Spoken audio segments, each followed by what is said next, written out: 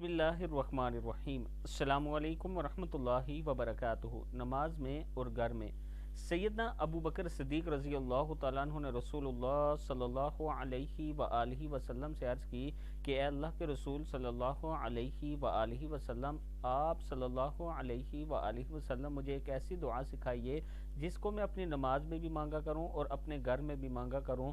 تو رسول اللہ صلی اللہ علیہ وآلہ وسلم نے فرمایا کہ یہ کہا کرو: اللہم انی ظلمت نفسی ظلما کثیرا ولا یغفر الذنوب الا انت فاغفر لی مغفرۃ من عندک وارحمنی انک انت الغفور الرحیم۔ یا اللہ، میں نے اپنی جان پر بہت ظلم کیا اور گناہوں کو تیرے سوا کوئی معاف کرنے والا نہیں، سو اپنے پاس سے میری خاص مغفرت فرما اور مجھ پر رحم فرما، بے شک تو ہی بخشنے والا اور بہت رحم کرنے والا ہے۔